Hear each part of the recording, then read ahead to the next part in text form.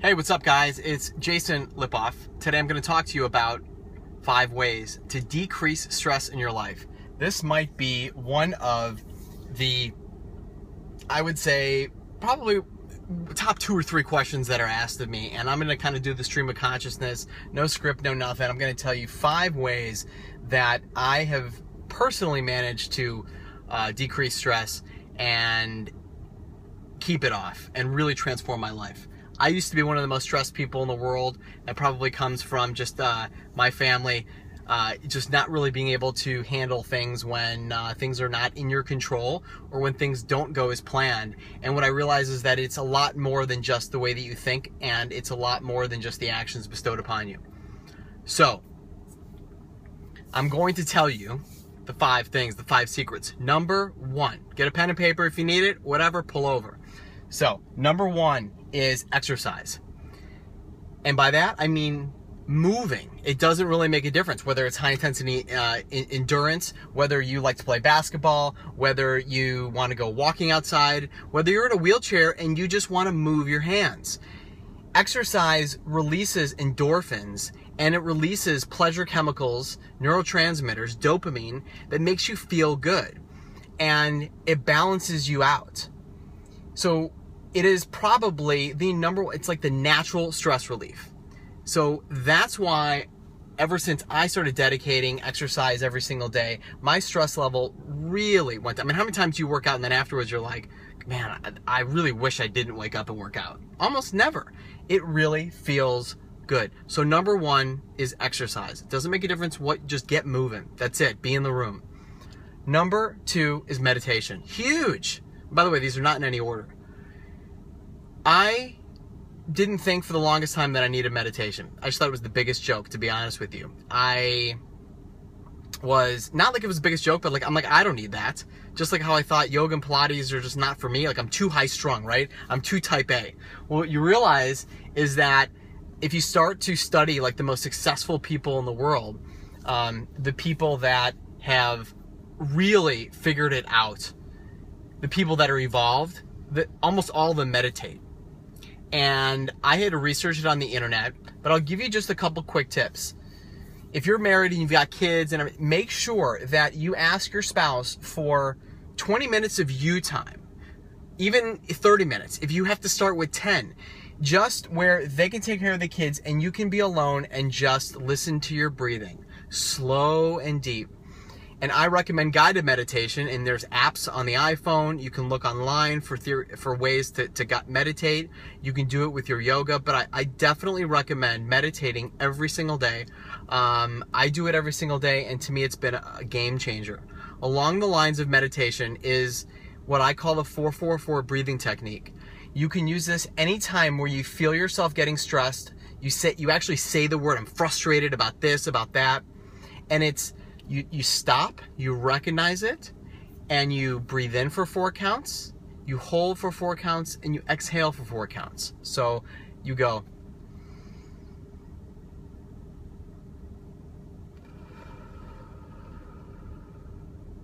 My diaphragm is going up and down. I'm actually almost picturing the breath and the oxygen going in and out and the exchange in my lungs, slow and deep through a count, 12 to 15 seconds. You can do this while you meditate.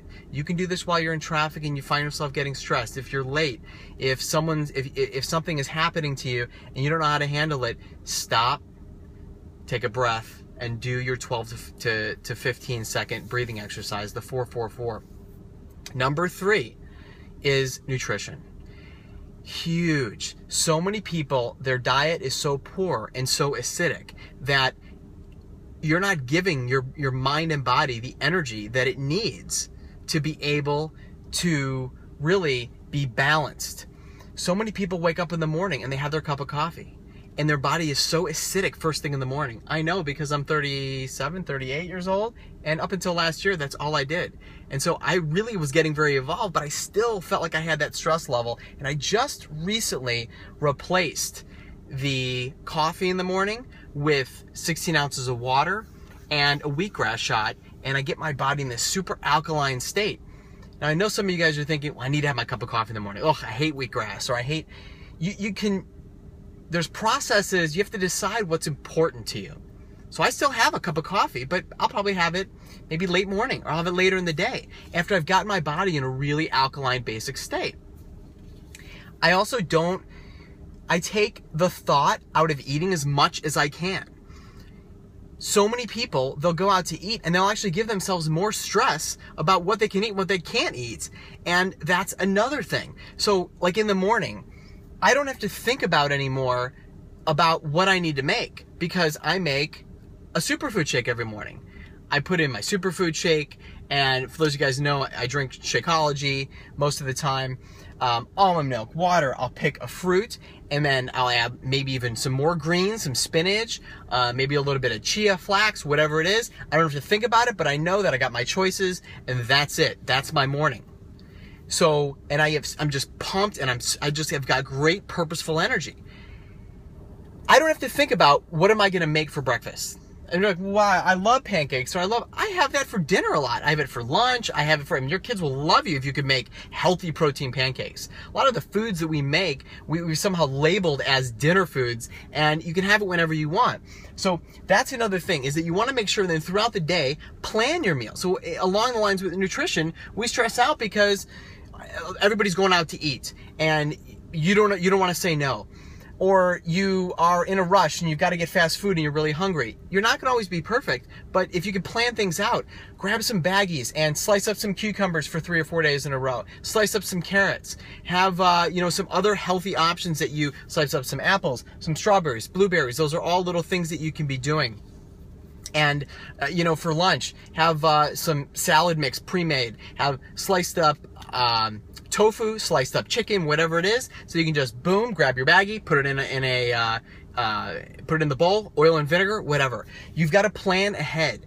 The idea is, if any of these you're like, well, I don't really know what I'm doing. We have stress when we don't know why.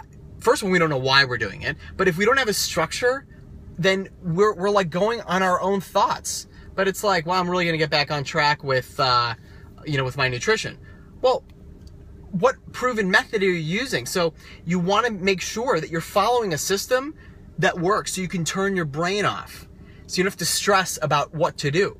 Keep a tracker so that you can just wake up in the morning, boom, you're at your bedside, boom, check off. I need to get my 16 ounces of water. We get stressed when life is life right now. I mean, there's so much stimulus coming in from all different directions, and everything is fighting for our attention. So it makes sense that you can't be perfect, but guess what?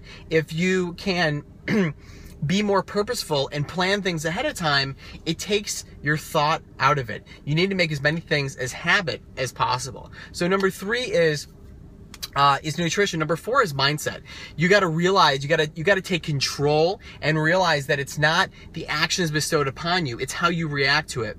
And what I do, the trick that I started doing, because I was one of the most stressful people in the world, I used to think that when people were rude to me, like my patients, or people, if they're cutting me off on the highway or whatever, or they're just rude in general, always realize that I make an assumption that people are naturally good, and even if it's not true, and that something has caused this person to be in such a negative state that they're acting rudely to me, but they don't know me. I haven't done anything to them.